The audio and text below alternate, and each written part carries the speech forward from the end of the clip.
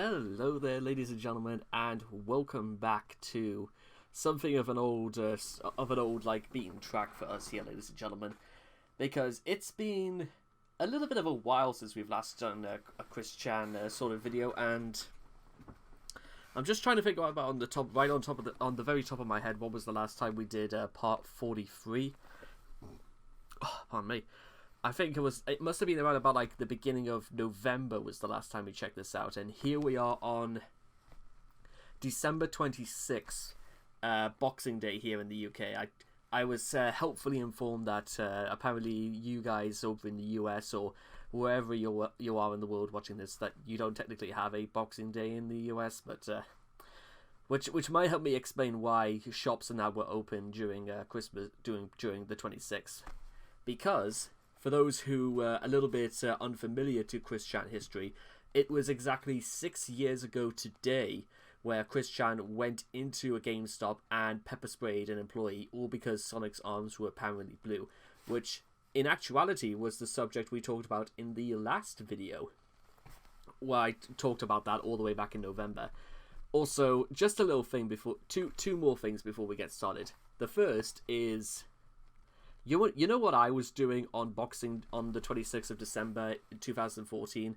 Me and my family went up to my my mother's sister, my auntie's place, and it was a little bit of like a family get-together, and we spent a lovely time together, and we talked about a whole bunch of things, we caught up on things we missed, and it was a really nice little family affair. According to Chris, however, his family constantly give him cold shoulders, despite the fact of Bob's horrendous reputation and Chris, which in many ways is probably worse, all things considered. And also, in case you've noticed, the black soundproofing pads in the background, renovations, that's what's going on around here, if you're at all curious as to what that is. I'll get round to doing like the rest of it later today. Now, one other thing I kind of like also needed to talk about just before we begin. I hope by the time you get round to seeing this video, ladies and gentlemen, I know things with COVID-19 are almost at their worst. They're calling it a mutant virus here in the UK, but as you can see, it's not been all too bad. Yeah, I shouldn't really joke about that too much, because it's dreadful, isn't it? And there might be something in the future where I talk in very extensive details about everything that's been going on for the last year and a bit now. So I hope everybody out there in the world is safe. I hoped everyone's had a very nice Christmas, and I think with all that being said and done, I think it's time to just get started, because usually like what happens is that once a particularly big part in Chris Chan history takes place, such as his house burning down, or the GameStop incident, or the thing involving Casey's father call, usually things are a little bit more calmer, a little bit more gentle. There's a little bit of like day of like where you have to like take a step back and look at exactly what's happened, and we're just gonna see exactly what the download is. Basically, the calm after the storm. So, all the best. So, if you guys are ready at home, I think it's time to get started. So, if you guys want to check out the original video for yourselves, links will all be in the description down below. Let's begin. I can't get over my head exactly how far we've gone into this. Part 44. If you're new to this, ladies and gentlemen, and I don't know why you're technically starting from this point, you're going to have to catch up on at least 19.5 hours worth of Chris Chan history. Because I know since today is Saturday, Gino Samuel is going to have part 48 put out later today, but it's going to take me a little bit of a while to get to that point, so it is what it is. So, 3, 2, 1, and sorry about that, ladies and gentlemen. I accidentally hit the stop record button on here. Let's just do this properly. Also, autoplay is shut off, so sorry about that. What made her this way? Oh, I see. What made her this way? We're entering what is technically the Christine sort of ongoing saga as part of Chris. It's basically kind of like Naruto Boruto. What's it called again? Naruto Shippuden. This is Chris-chan Shippuden, but whatever. What is the attraction? What keeps us fascinated? This is the story of Chris-chan.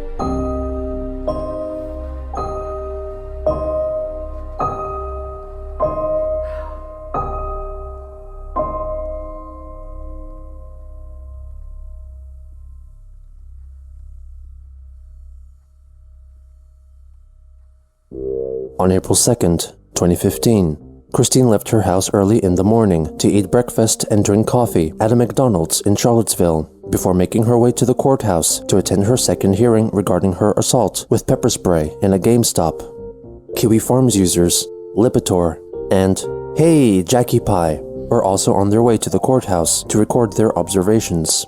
They decided to make a quick stop at McDonald's and by chance encountered Chris. They took pictures of her from behind, and then later, when she was returning to her car. Kristen drove to the courthouse, with the two Kiwi Farms members following in their car close behind. They took a video of her entering the building and later wrote their own accounts of what transpired. He just sat there in his car, seemed like he was playing a game on his phone or some shit. He sat in there for nearly 30 minutes. I noticed he parked in a spot with a sign that read, "Parking for judges only, clear as fucking day." Entitled cunt. We want... Swearing aside, can you not get fined for... Well, obviously you should get fined for stuff like that, but I'm surprised they didn't want to take that evidence to the court themselves, but wanted to go in after him, so we just waited in front of the door. From behind me, I hear a string of like 9 stress sighs in a row. I turn around to see him. He had removed the MLP glasses and wore his normal ones now.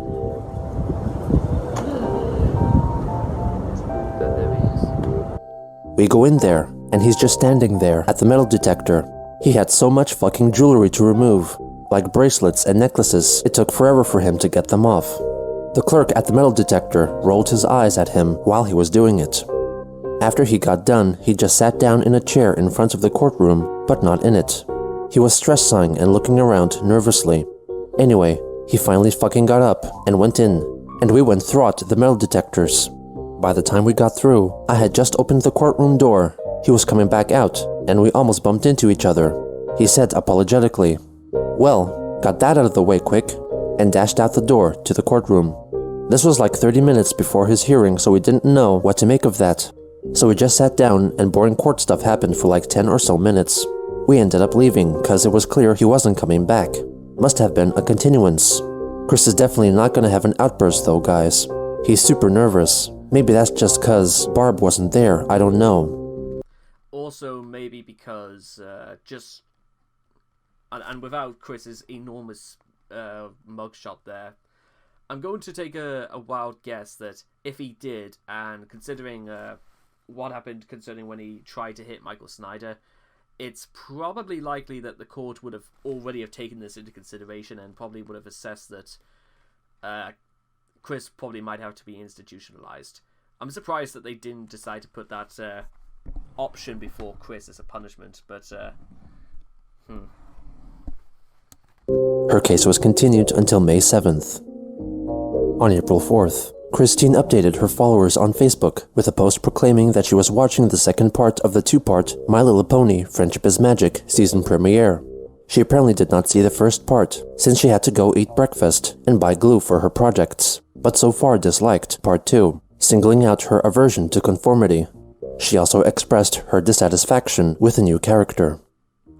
Kristen updated her eBay account with a new item, a custom-made Sonichu figurine, largely made from a Sonic the Hedgehog Amiibo, which was a special figurine produced by Nintendo, which could wirelessly interact with game consoles, such as adding a character to a game via a chip in the Amiibo's base. She customized the original Amiibo by repositioning Sonic's limbs, coloring over his body, adding additional features with modeling clay, and gluing on a Pikachu tail taken from a Pikachu Amiibo. In addition, Chris offered a roaster version as well, which was also steamingly customized from a Sonic figurine.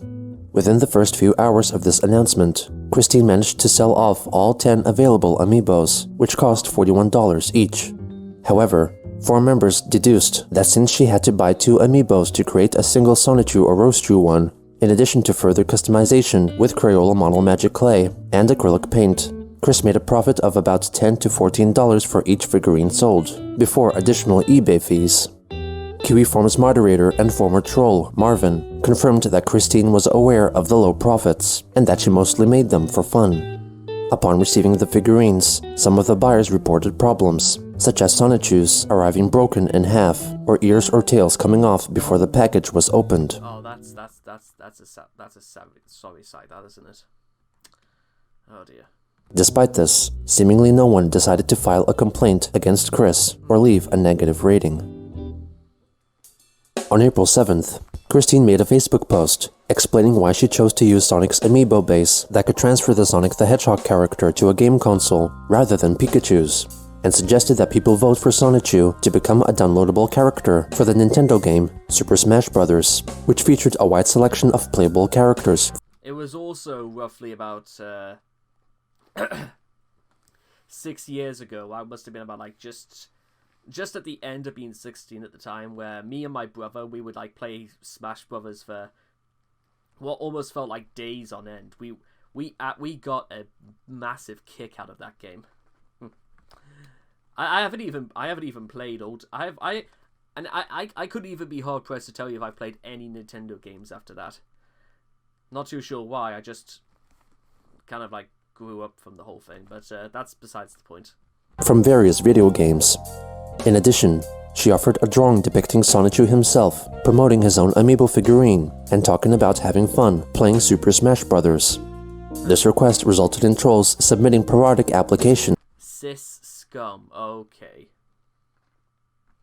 to Nintendo, giving their own reasons for why Sonichu should be included in the game. A week later, Chris addressed the recent Free the Nipple movement, which aimed to normalize women not wearing bras while out in public, and optionally, freely exposing their nipples. She approved of their stance, while also countering with her own Brasiers for Males movement.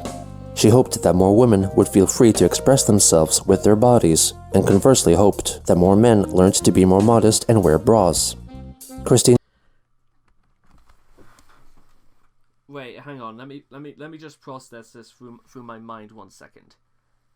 Chris's argument is that women should be more expressive.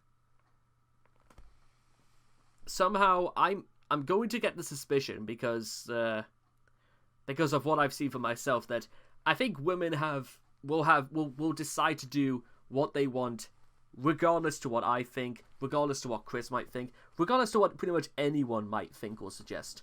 That's the first part. The second thing is that he talks about women being more expressive. I'm going to go on a limb and say he's demanding women to be more expressive. At the same time, he's saying that men should conceal. This isn't even a double standard. This is like a very stereotypical male approach to this is like a role reversal of that stereotype. I say stereotype because I don't really like that word, but also attached a photo well, you get the idea. Of herself wearing a bra. Her Facebook friend Kenneth Engelhart left a reply, stating that female breasts were functional and needed protection, while the male variant had no such need or purpose. Yeah. Chris felt that the distinction was irrelevant. Her other friend, William Waterman, felt her statement was sexist. Yes, it is, and very sexist indeed, actually. And oh god, let me just. I'm trying to like figure this one for 1 second. It's sexist on the fact that Chris is encouraging it just because of his own. Because he's still got a very noticeable bent boner in his pants, and for the fact that. That's kind of like interesting. Actually, the more I think about it, is that there are plenty of instances I've seen where sexism is the sexist boot is definitely on the other foot, and I don't know. I think it's just because I don't want to like generalize or anything, but I think it's safe to say that most males, from what I've seen, just simply learn to get over it, or they just ignore it or whatever it is. On that same day, Chris wrote a Facebook post concerning her reasons for why she thought that the free Wii U game, Disney Infinity, was mediocre. On April 16th, Christine posted a drawing with a proclamation from Rosechew saying that she picked the Metroid video game series character, Samus, while playing Super Smash Bros. Chris added that if Sonichu is chosen to be a new character in the game, she would in return possibly make more Sonichu comics. In her next Facebook post, Chris That's a very unreasonable demand there, but then again, pretty much the whole of Chris is very unreasonable and very demanding, so it is what it is. Elaborated on the differences between Rosechew and the Sonic character Amy Rose, by which Rosechew was originally inspired.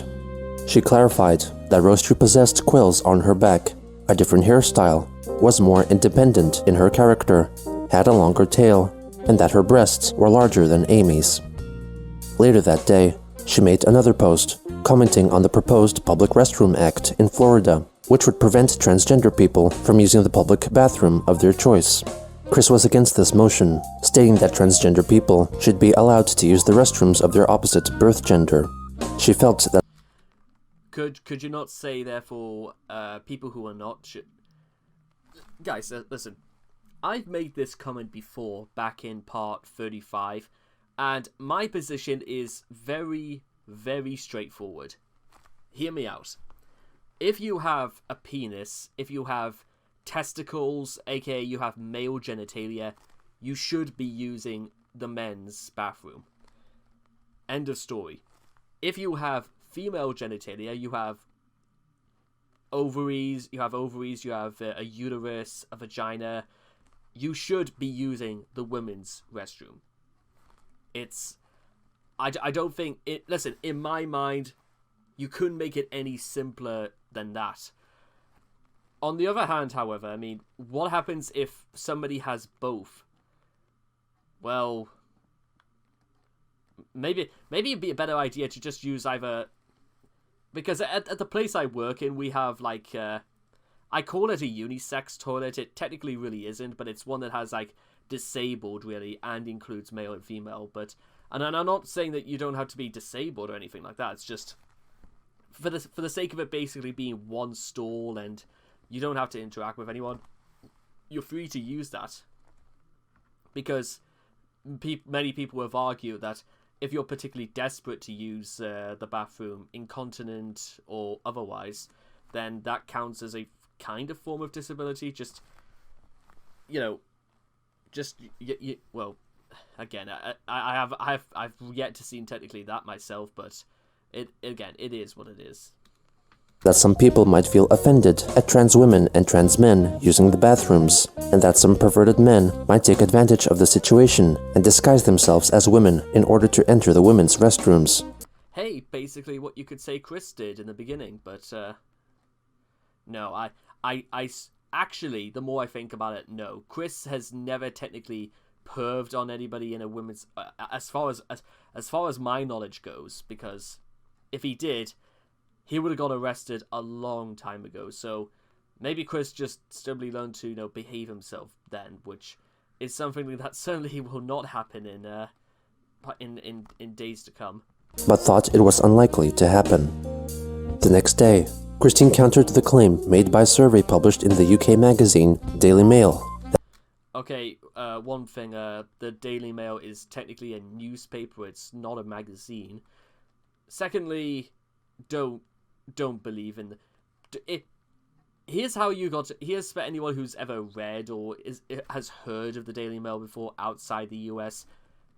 Just, they are a very right-wing newspaper. They hate the left side, they hate labor movements, they hate communist believers, they hate union workers, union leaders for that kind. They were, and you could look this up, guys, they were people who fully supported Adolf Hitler during the Second World War. I'm not joking, guys. I'm deadly serious about this. Because I know fine well that there were, like, Nazi followings in places like New York City and other places in the US besides. So, just don't go anywhere near the Daily Mail. that Charlottesville, Virginia, was found to be the happiest place in the United States. She listed off some notable individuals that she felt were amongst the many paranoid, unfriendly, offensive, and rude people of the city, which included Michael Snyder, Mary Lee Walsh, every male police officer, and trolls and cyberbullies who continued to lurk in the area. On April 21st, Christine updated her Facebook profile to reflect her recent change in identity, officially changing her first name to Christine and her gender to female. She reinstated that she identified as a lesbian and shared a post from the Human Rights Campaign supporting marriage equality. The following day, she shared a petition which aimed to free an autistic 6th grader who was charged with felony assault. Soon after, she shared an article from NBC News concerning two parents dealing with their daughter believing she was meant to be a boy instead. Christine left a lengthy comment supporting the child's choice as she understood the feeling he was going through. She recommended the boy to hang on to his birth gender as it would aid in starting up a family later on. Hang on. So, Chris supports the fact that this is a child's choice, but you should be above all else. Keep your penis, keep your testicles. Chris, what the fuck? You choose to put together and your own family later on. Supposing that kid didn't want to have any children in the future. Like, Chris, come on now. It's his decision, not yours. In life, and encouraged him to stay in school to learn a lot of details and facts. On the 25th, Christine posted a drawing of Black Sonichu, also known as Blake, talking about who he would choose to play as in the game Super Smash Bros. He would choose either Ganondorf, a villain from the Legend of Zelda video game franchise, or the Mario Bros. Villain, Bowser. 4 days later, she shared an article which revealed that the Sonic Boom video game was originally meant to be titled as Sonic Synergy, among other scrapped ideas. Chris felt that if the game was released as first intended, she would never have had to protest Sonic's blue arms and develop mixed feelings for the song Sonic Boom, featured in the 1993 game Sonic CD. On May 3rd, Christine announced on Facebook that she had 10 more Sonichu Amiibos ready-made for sale on eBay.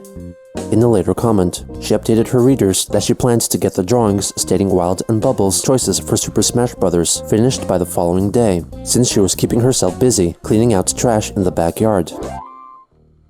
Later that day, Kiwi Farms user Lucrid wrote that they witnessed Chris at Charlottesville's Impulse Gay Social Club, enjoying a show starring drag queens, and wrote an account of what they saw. He was wearing a sleeveless blue dress with white flowers. It looked like something from Goodwill, over a dark navy blue t-shirt, sneakers, and normal glasses. Chris hardly talked to anyone, though he seemed to be really enjoying the show. He tipped all of the performers. It is customary to tip the performers that you like, so it is not that unusual, though Chris showed his appreciation for every single performer. I think there were at least 10 performances in total, with an intermission in the middle somewhere. He stayed for the whole show, which means that he didn't get back to Ruckersville until well after midnight. On the other end of the stool that Chris was sitting on, there were two biological girls.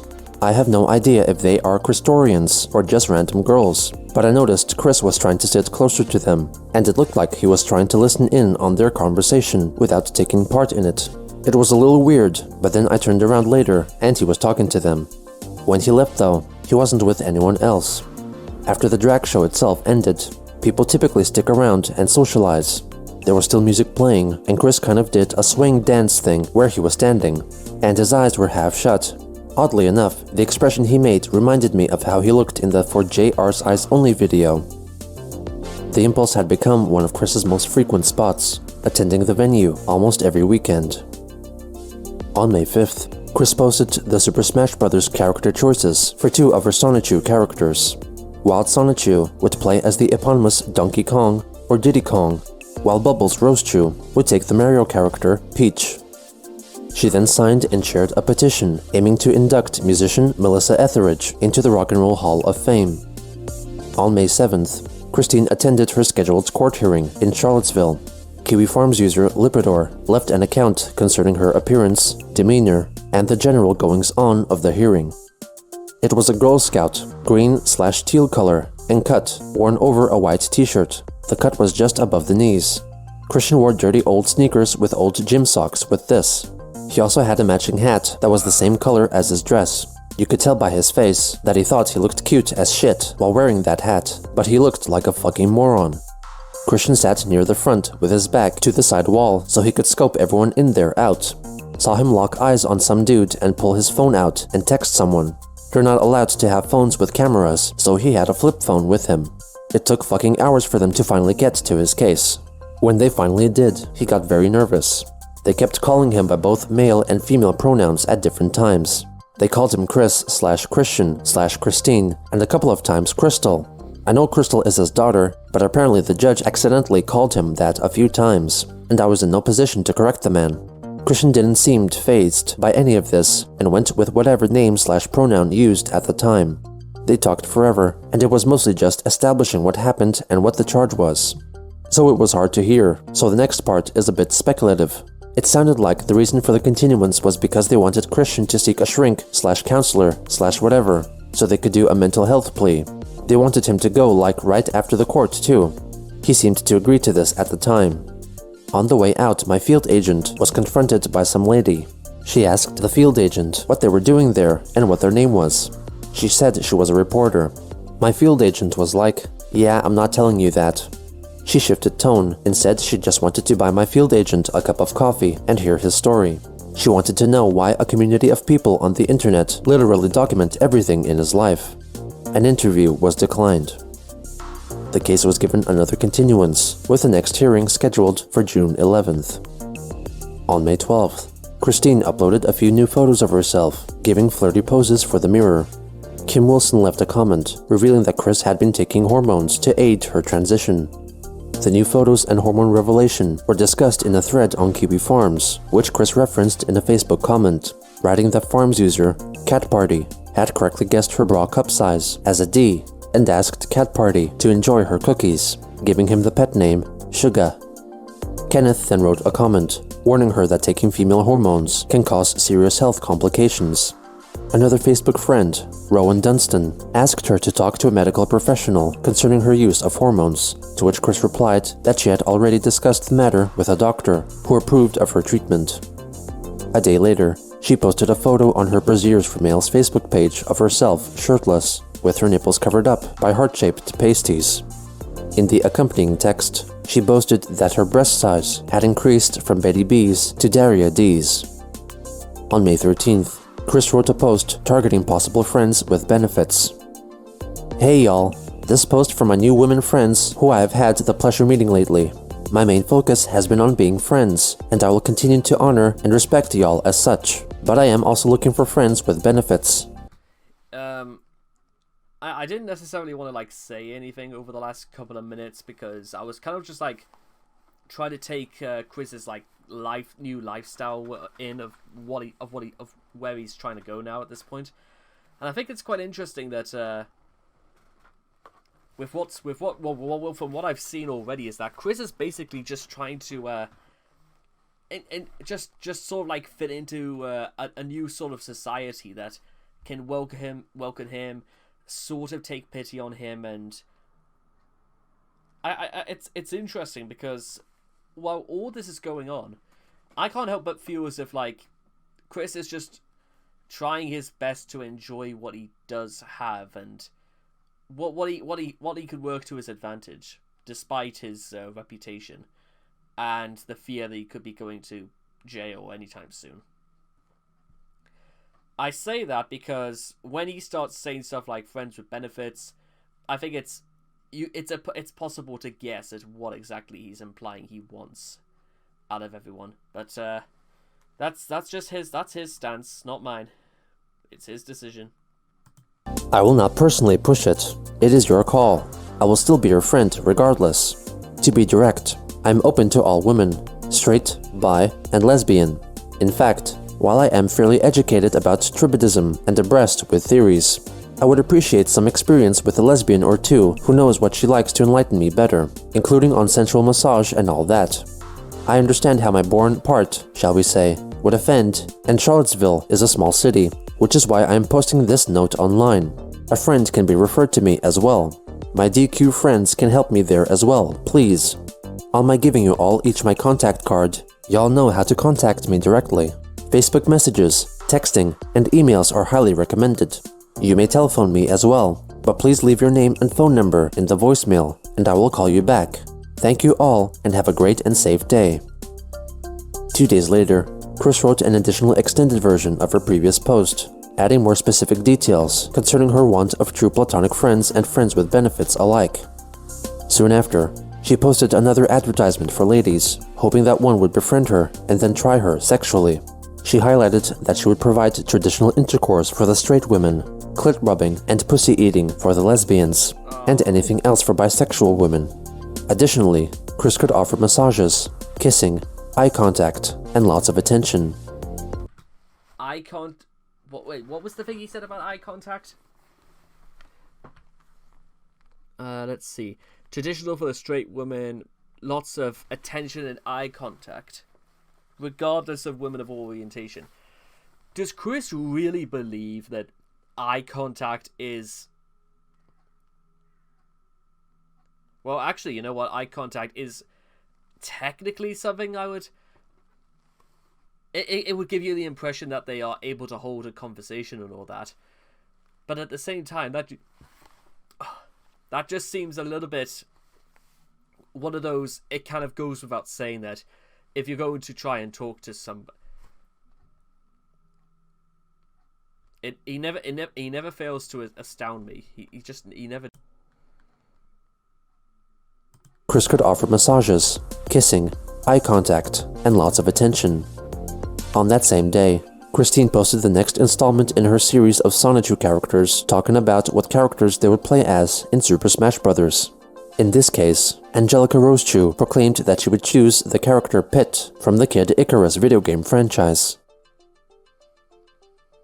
On May 18th, Chris posted on Facebook that she did not know and understand everything, nor was she perfect, clarifying that in fact, nobody was. However, she extensively read about the history of lesbians in America and learned of the hardships they had suffered. She wrote that friendship with women was her top priority, and told all haters who had nothing positive to contribute to go to the left and far behind her in the distant past with their cruel ways. She soon after liked an article from the magazine Elephant Journal concerning how to master talking dirty in a sexual scenario. Soon after again, Chris liked an article from Playboy magazine on Facebook, which wrote of the medical benefits of masturbation. At around this time, Kiwi Farms user Pickle Inspector sent Christine a private message on Facebook asking if she was no longer interested in having intercourse with heterosexual women. Chris denied this, writing that she was interested in women of all orientations. Pickle Inspector then asked if she was willing to have sex with male-to-female transsexuals, to which she replied with a fervent no, since they were born with a dick. On the 21st, Christine posted an update telling her followers that her counterpart that lived in Quickville was also a lesbian trans woman and had transformed herself into an updated version of Christian Sonichu. In her new form, her shoes were different, she had a rounded feminine tail, and her breasts were larger. In addition, also, something I've just got to... It literally has just occurred to me what problems I found with Chris. Listen, I'm all for people, freely expressing who they are, being, talking about their journey through I mean, I've read extensive novels myself on transgender people. I'm not exactly, new to this whole thing.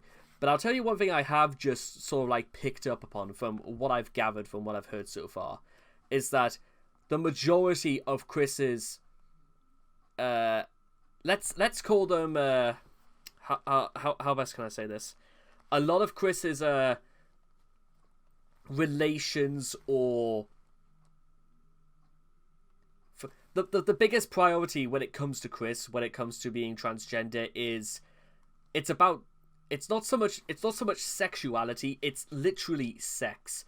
He's talking about very physical things. He's talking about breasts. He's talking about masturbation. She is talking about breasts. She's talking about masturbation. She's talking about tripodism. A lot of these things are just concerning sex, and which almost seems to be no different from when Chris was male. This is what I was talking about when I said Chris still has a raging boner in his pants, because nobody, unless they sincerely were disgusted by everything sexual in this world, would not be talking about it this much. I'm just putting it out there because that's what I've gathered so far. This isn't about Chris really being female. This is about Chris trying to present himself to being attractive to women only. That's what I think. That's what I think's going on here. She noticed that not only did she have a penis, but a vagina as well. She asked Magi-chan to mentally link with her and examine her insides. He told her that she had a fully developed uterus, ovaries, and even some ovum. She had an idea, which concerned her changing back into her human form to extract some of her essence, and then changing back into Christian Sonichu to insert her essence into herself. After a brief battle with Count Graduan, she was examined in a hospital to discover that she had impregnated herself. 2 weeks later, she laid a single egg, after which time she transformed back into the human form of Christine. After another 3 weeks, the egg hatched, containing twins, a Sonny and a Rosie. She named them Russell and Also, I'm pretty sure this is meant to be like stuff that actually happens in the comic, but they're summarized in a Facebook post. And all things considered, this story cannot be helped but be canon to the series and the stories. Yeah, this absolutely is. Not only that, but it definitely goes to show Pokemon are people. No, they're not. No way are they the same thing. Cynthia. Also, lol. What a way to end a story with lol. This isn't. But the thing is that this isn't meant as a self-referential, haha kind of jokey sort of way that Chris does. I legitimately think he's being serious. And they both grew up healthy without any birth defects, not even autism. The post came attached with a new drawing depicting.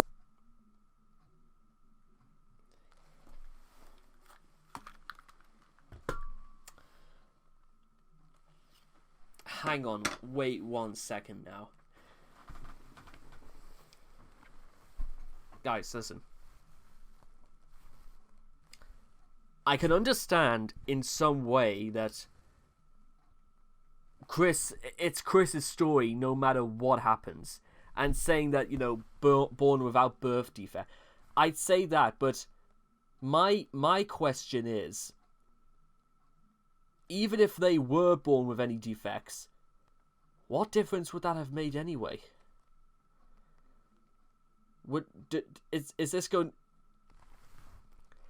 I know I might be looking into this a little bit too much, but I'm literally starting to get the idea that if Chris ever had any children, if they were born with autism or goodness knows whatever defects like cerebral palsy or anything like that, I do not think for 1 minute Chris would say that he loved them.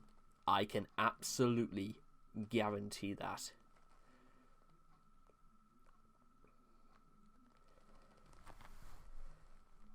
I get very, very concerned when, especially for what I know about Chris already and why he would be so keen to say that they were born without defects, including autism, as if somehow Chris seems to assess that...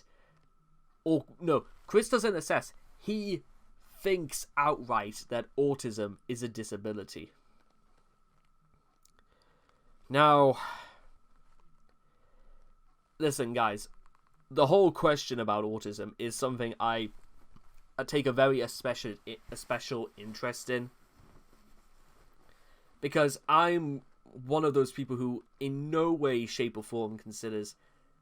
Actually, it's not even my opinion. Autism is not, nor has it ever been a disability.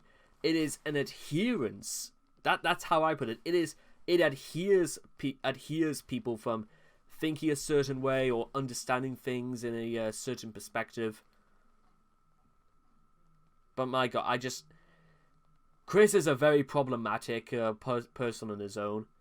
But from some of the things that he's displayed, I can honestly see how he could easily encourage more people to behave. Let's just call it...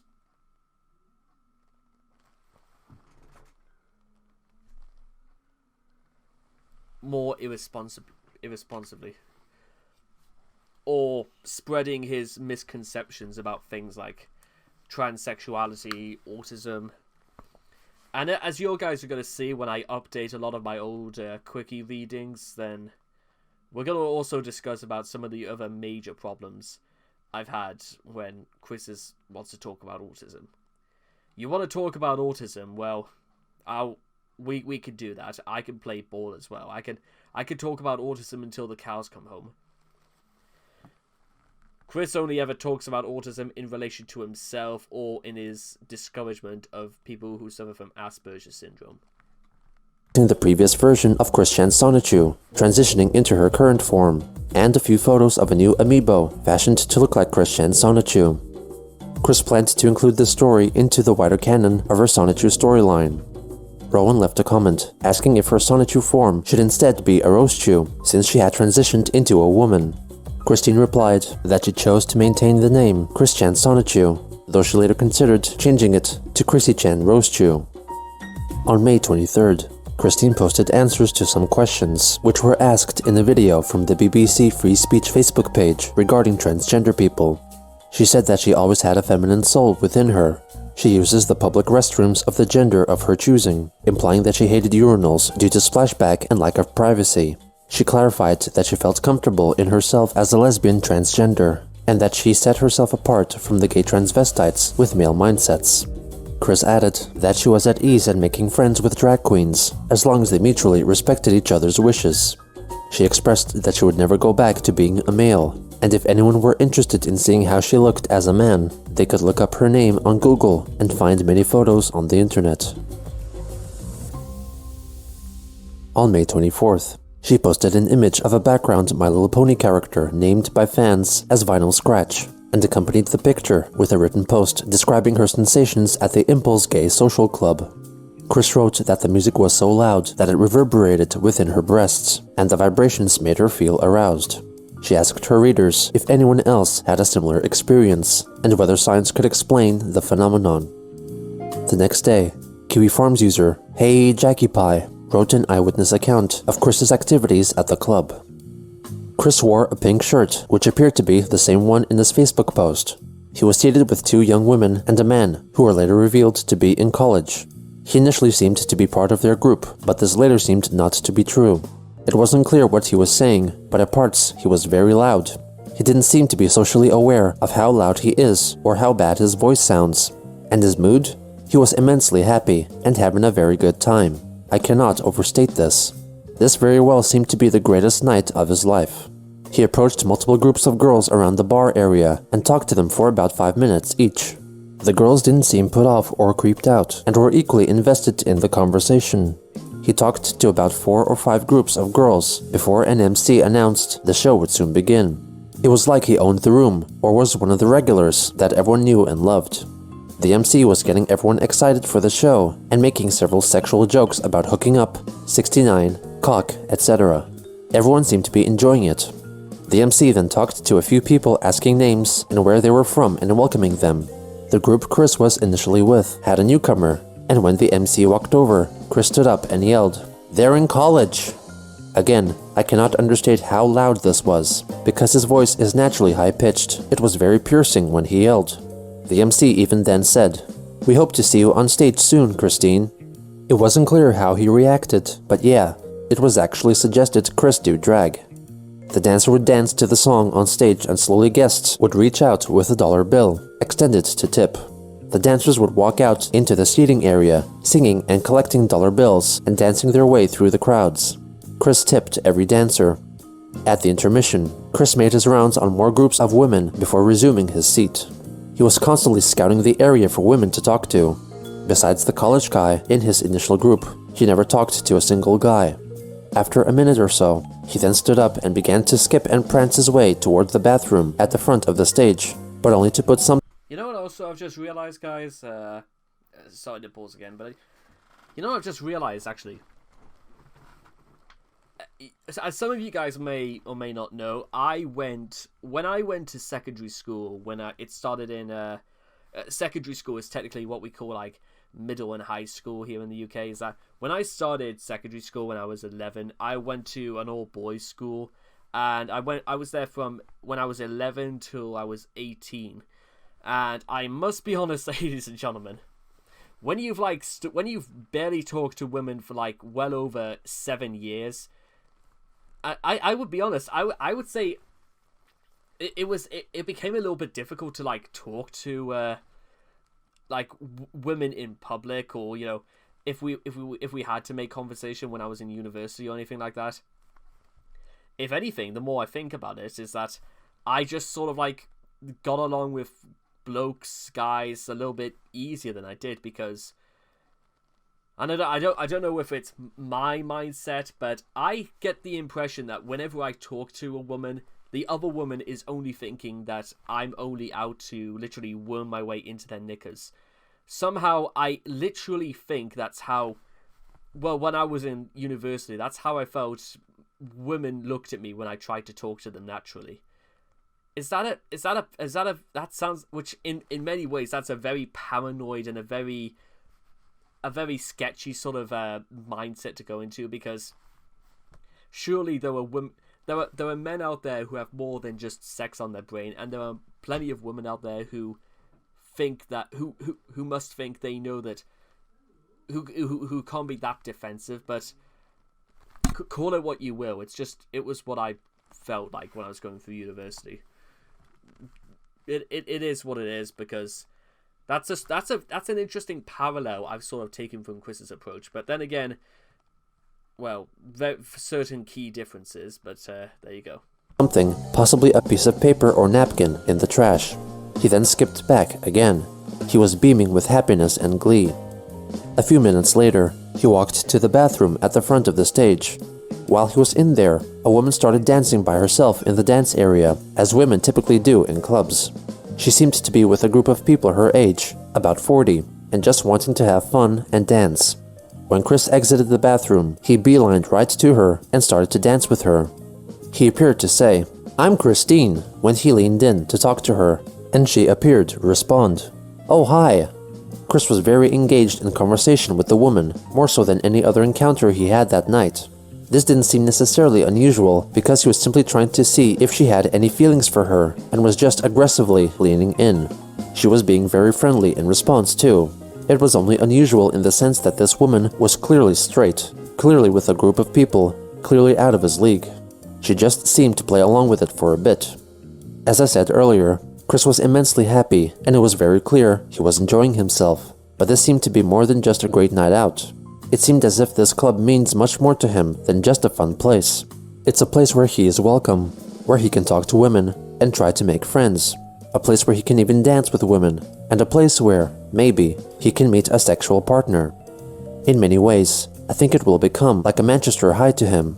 His happiness was very evident in the way he skipped to the trash can. It looked foolish and silly, and something a little schoolgirl or child would do. Also noteworthy, there were numerous sexual jokes and references of the X-rated variety, which I think he thoroughly enjoys, because he thinks if so many people there are having sex, so too will he. In many ways, his overly sexualized Facebook posts are not surprising given his history. We know Chris has always been interested in sex, but he probably thinks it's normal to post these updates because this language is so persistent at the club. It's also clearly Chris's autism and/or a variety of other factors that he can't tell the difference between when this language is socially acceptable, hosting a drag show, and when it isn't. Facebook. Also, many people seem to think Chris's presence must have been a horrifying experience for everyone else. It wasn't. While no one seemed to be interested in him beyond polite and playful conversation and dancing, no one seemed repulsed by him. Chris seemed to come off as a silly but fun-loving girly girl who is just so happy to be having such a great time. So while he might have looked foolish or silly, he was just so happy that people either feel a bit sorry for him or just seem to be happy he's so happy. Hey Jackie Pie then shared 3 videos they filmed at the club of Christine offering tips to drag queens.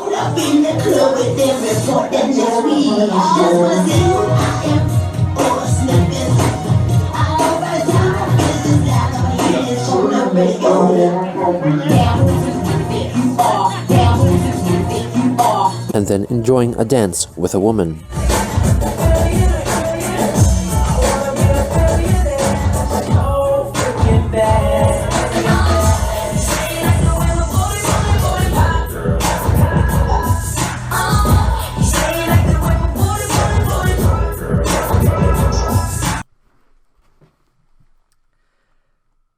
where was I? On May 25th, in honor of Memorial Day, Christine wrote that she was watching a program on the TV channel PBS with her mother, and that she had also watched the film American Sniper. She reflected on war, and that even though countries strive to protect their communities and homes, people got hurt deep, emotionally and mentally, and so wished that a more peaceful resolution could have. Also physically, Chris. A lot of people who are in war get hurt physically. Again, I don't know what it is, but Chris is one of the few people I would actually go to when he wants to discuss topics about war. Have replaced acts of war. She then commented on her father, Robert Chandler, missing him every day. She highlighted that he served in the Signal Corps in Seoul, Korea, and made Korean friends there. Chris later protested on Facebook against the proposed name change of the minor My Little Pony character, who was called either Derpy, Ditsy Doo, or Bubbly Mare. She thought that changing the character's name to Muffins, after the food she liked, would cause riots and catastrophes in a similar vein as when Sonic's arm color was changed to blue. Bollocks, Chris. That is... I'm kind of like happy about this because, one, the cycle continues that Chris will never ever learn from his mistakes, but also he thinks riots are going to occur just because of this. You know, there was a riot that did take place back in I think it was like either 2013 or 2012, where a Dutch newspaper made fun of Allah and consequently led to many riots across the Dutch embassy in places like Saudi Arabia, Iraq, Iran, I think Turkey as well, because of a proposed joke. If you haven't heard the story before, I suggest checking it out. It's quite, it's an interesting little story to say the least. But with that being said, no prospective nation is going to start riots over My Little Pony. I think the team behind My Little Pony have got a little bit more respect for their viewership. On the 26th, Chris completed. Also because of, things like, editors, producers, some kind of like board of the United States about what you can and cannot show on American television, children's television or otherwise. I'm pretty sure they would have something to say about that as well. Did an online quiz to discover what kind of lady she was. She found that she was the mysterious lady, a revelation she greeted with elation. On June 3rd, Christine shared Punchy Sonichu's choice for Super Smash Bros. Little Mac from the Punch-Out series of games, due to their common interest in boxing. Soon after, she posted that she had made 10 more customized Amiibo characters and listed them up for sale on eBay. The next day, she made another bulletin announcement for her Amiibos. On June 5th, Chris revealed that while she was making the latest batch of figurines, she had accidentally cut her finger with a pocket knife and had to go to the hospital to get it stitched. In addition to dealing with that discomfort, she felt further crestfall because no one had yet to show any interest in purchasing one of the new Sonichu Amiibos. In response to this post, 3 figurines were quickly bought by unknown buyers. 2 days later, Christine posted one of her previous pictures of herself with an overlay, fashioned to look like the front cover of the magazine Vanity Fair, following a popular trend at the time in response to Caitlyn Jenner, a transgender woman formerly known as Olympic athlete Bruce Jenner, being featured on the cover. In the accompanying text, she expressed her pride in being transgender. The next day, Christine was selected to be the Pristine Tootsie of the Week by a blog critical of some aspects of the transgender community, Twansphobic. On June 9th, she listed 2 new items for sale on eBay, a 1990 silver dollar coin and a commemorative coin made to celebrate the release of the game Mario Galaxy. On that same day, she wrote of her shock upon learning that there were confirmed plans to make a new Sonic Boom game for the Nintendo 3DS. She pleaded for retailers not to stock the game and said that she could not personally go out to the stores to protest the game like before. She then commented on the retailer Best Buy's official Facebook page, telling them to tell Sega of America and Japan to not send copies of their Sonic Boom game to their stores until Sonic's arm color was changed back to tan, and that failure to comply with her demands would result in attacks from countless trolls, hackers, and cyberbullies because of her standing as an influential individual. Later again, she wrote a Facebook post in response to an interview with Omar Woodley, producer for the upcoming game Sonic Boom: Fire and Ice. Bring to me, in person, the one called Omar Woodley, so I can tell to his face of my plights and troubles I went and had to jie through because of the sensory overloading, horrific arm color change that should never have happened. And then, let me kick and beat him up upon further refusal to change the arm color back to tan in everything Sonic Boom. Well, yeah, as it turns out, Chris, in fact, so far from refusing to learn what he did before, he's actually doubling down to literally telling him exactly what he's going to do to Mr. Woodley. Kick and beat him upon further refusal to change the color back to tan in every Sonic Boom game. Yeah, considering Chris has got, further, deals with courts and all that, I do not particularly think it's a good thing to... Oh, who am I kidding?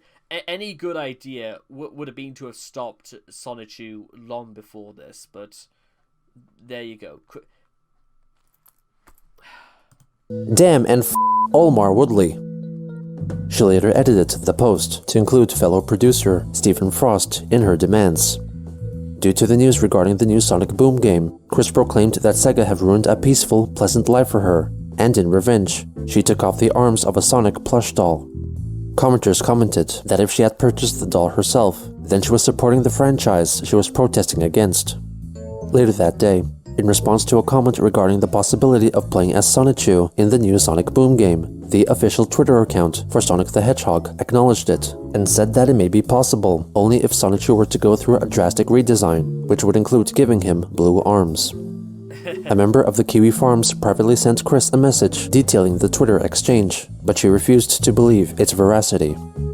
On June 10th, Chris posted a photo of her full collection of custom Sonichu characters, and wrote that she was hesitant about putting up the other Amiibos for sale due to the added difficulty in expenses and acquisition of the necessary parts and character chips. That evening, she attended an LGBTQ youth and family bowling event with other members of the community. On June 11th, Christine went to her next scheduled appearance in court.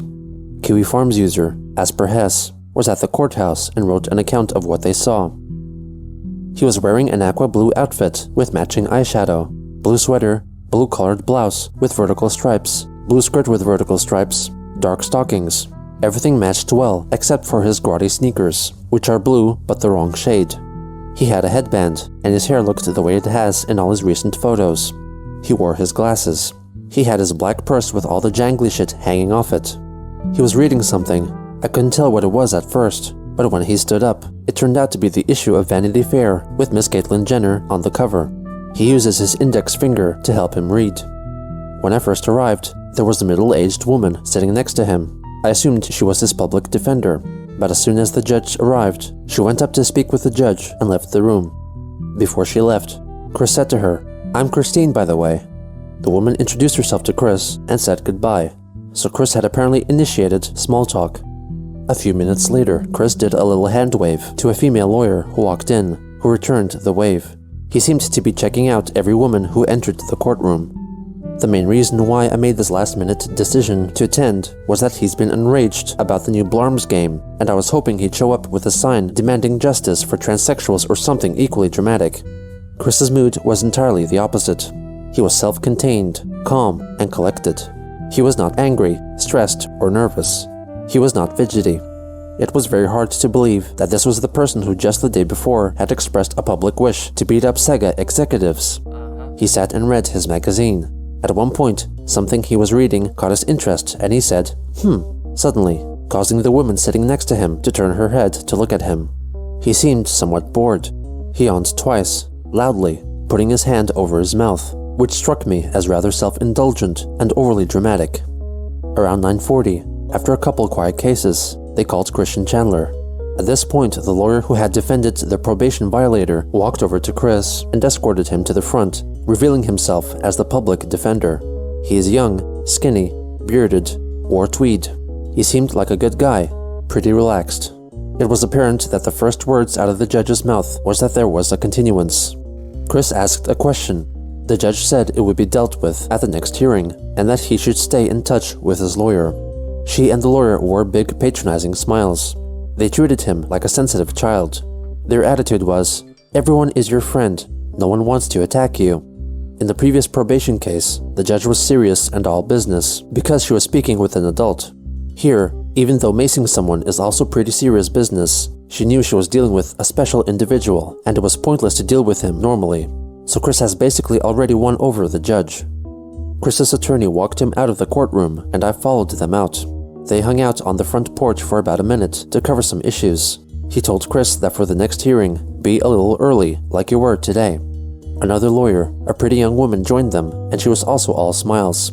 Chris complimented her clothing, and she replied, "I like your color too." For me, the most remarkable thing was how much progress Chris had made in getting over his social anxiety. He was very eager to initiate contact with any pretty woman he saw. I think it's something he should be proud of. He's not the same guy who had to post a sign on the wall because of his noviophobia. This is actually a proven method for overcoming social anxiety. The more experience you have in talking to strangers, the easier it becomes. Of course, none of this will help him find a sweetheart, because while Chris is friendly, he's also immediately off-putting. He's instantly recognizable as a weirdo. After she got back home, Chris wrote a lengthy post on Facebook that was largely the same as the one she had originally made after she was released from jail in December 2014. Afterwards, she posted another message regarding Sonic Boom on her "Fix Sonic's arms immediately, Saga!" Facebook page, which was also copied from a previous message, telling her followers to order Sega to recall the games, take the TV show off the air, and change Sonic's arm color. In a shorter post, she clarified that as opposed to Sonic, her alter, Christian Sonichu form, underwent a transformation to match her female identity. She claimed that Sonic had no reason to get a design change. She later posted a drawing of Magi-chan, who wrote that he would choose to play as the Pokemon Mewtwo in Super Smash Bros. However, due to the scarcity of the Mewtwo Amiibo, Christine had resorted to using the character chip and base of the Earthbound character Ness due to his psychic powers for the customized Magi-chan Amiibo figurine. On June 12th, Chris attended a burlesque show in Charlottesville, in which she possibly performed as well as part of an audience participation segment. She wrote an account of that night the following day. "Do you know who likes me? These women like me. I was at the Boom Boom Burlesque show Friday night, and Zora Nova was quite taken with my audience support and participation. On stage, I acted a drown quite well. I applied Naraja lip balm with vaginal outlines, and I flexed muscles and booty. Not only was I awarded a couple of blow pops, but I also won the raffle, complete with a trophy and a tiara, among other most valuable prizes. And kisses and hugs were shared with great delight, and I also made more women friends, as well as met with a couple of other recent women friends once again as well. Thank you all, ladies, for a most fabulous and fun night, and for becoming my new friends too." She further added a post that praised the performers, describing their striptease movements as smooth and fluid, and was wholly satisfied with her first burlesque show. Also on June 13th, Christine expressed light disappointment after seeing that in the latest episode of My Little Pony, the character Ditsy Doo was officially renamed to Muffins. The next day, she commented on the meaning of the word. "I'd like to see where those riots are going on right now. I'd love to see what Chris's prophesized judgment day is going to happen, or when the bloody hell they're going to start mentioning the dimensional merge or whatever it is." Pristine, which she had used previously in the small print of her mock Vanity Fair cover image. She wrote that, like the definition, she liked to be clean after a daily shower, but aside from that, she was pristinely not perfect. The next day, Christine shared an article from omgfacts.com about a species of female-only lizards nicknamed lesbian lizards. Chris considered them more wild than the lesbian bonobos monkeys. On June 16th, she pondered that since she still felt attraction for women, she considered herself a lesbian in the aftermath of her transition. Likewise, if a female-to-male transgender person were to be attracted to males, they would be considered gay. On June 22nd, Christine announced on Facebook that she created a new eBay account, Pristine Christine 1982, to start fresh with no negative ratings or selling restrictions, though at the beginning she was limited to posting a maximum of 10 items. She first listed autographed photos of herself, the descriptions of the listings for which were largely copied from her old Jesus Guides Me Too account without any alterations, including the archaic reference to herself as Christian. She later edited the post to state that next month she will list Sonichu medallions for sale as well.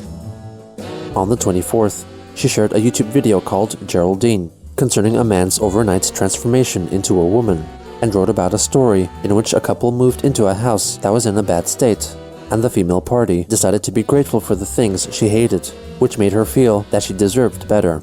So they gradually began improving their house and turning it into their dream home. Chris commented that if it were that easy, she would say that she was grateful for her penis, but wished she would have a full functioning vagina and would turn into a woman like the person in the video. On June 26th, she celebrated the Supreme Court's decision to legalize same-sex marriage across the country and wished for the date to be remembered as Pride-Dependence Day. Chris reflected that she felt compatible with any woman and that she always felt like a woman, pointing out that she could never get into male interests, instead feeling more appreciative of fashions, makeup, shopping, empathy, identifying feelings, and looking to resolve problems reasonably. Kim Wilson interjected, "Hang on, yeah, exactly. You mean to say that only women could be interested in that sort of thing?" I'm like, wow, okay, Chris, good job. You know, I was going to say that maybe... Nah, forget it. We're getting close to the end. This video is going to be long enough as it is, so I'm just going to, like, wrap it up. In the comments, writing that Christine was not compatible with straight women, since she was a lesbian, while William Waterman questioned the meaning of the word Pride-Dependence. I don't know, I quite like On July 2nd, Christine entered a competition called Summer at GameStop, which called on gamers to share their stories of building personal relationships through playing video games. She elaborated on her intentions in a Facebook post. "Hey, I just entered this thing as an ironic joke. Dig it. Happened to me more than once. Oh brother, yeah. Good luck finding anyone who has found actual and true love with anyone they met online before face to face. Too many damn fucked up fakes tugging at your heartstrings for video fails from you, and access to your Hexbox or PSN account for Disgaea 3 DLC and a full game download of Burnout Paradise. They fail you for their lulz. Not to be a hater or anything bad like that, but you should verify any and all entrants, the actual identities of both people and their meeting and background stories to the fullest of background checks. Guess what? Everyone will lie their burning pants off, and your prize will be left unclaimed forever. I am serious, and that is exactly what I told them, straight up." Also on that day, she posted an image macro, which wrote of a heart being so resilient that it still works after being played, stabbed, cheated, burned, and broken. Chris added that hers had also been soul-shattered, beaten, scarred, blackmailed, duped, deceived, and more by fake ex-girlfriends and trolls. I'm surprised Chris didn't want to put in cake farted as well. And cyberbullies. She later wrote a brief post, revealing that she felt good because she looked down and found that her freshly grown breasts fit snugly into her D-cup brassiere. Later again, Chris posted a drawing of pink lemonade in a glass jug being poured through a giant vagina and onto a depiction of Christine herself, wearing only panties and cupping her breasts in her hands, with her turquoise bra thrown off to the side. The text on the drawing read, "Pink fresh lemonade. So good to the last drop from the glass, with class." In the text in the Facebook post, she dared people to report it. In the comment section, Kim Wilson asked her if it were menstrual blood being depicted, with Chris answering in a vehement no, clarifying that it was simply pink lemonade, or alternatively, urine. Other commenters generally left positive reviews, including one, Jessica Quinn, who asked for an explanation about what was happening in the picture. Chris told her that she was being showered with pink or strawberry lemonade through a vagina. Kenneth Engelhardt asked why it was being poured through a vagina, with Chris stating that it was because she was most attracted to women. The following day, her Facebook page disappeared due to unknown reasons. As she continued to embrace her new identity, Christine felt more at ease at mingling with seemingly like-minded people, a feeling of belonging she had not felt in a very long time. The gay club was a sanctuary, a relief from both troublesome and legal troubles still prevalent in her life. However, a change in identity did not largely change her personality, and she would continue to engage with life with a predictable attitude, for she still was the same person behind a different name.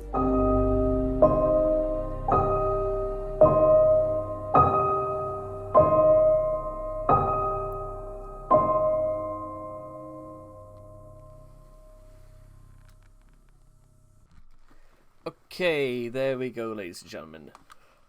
Whew, okay, that took...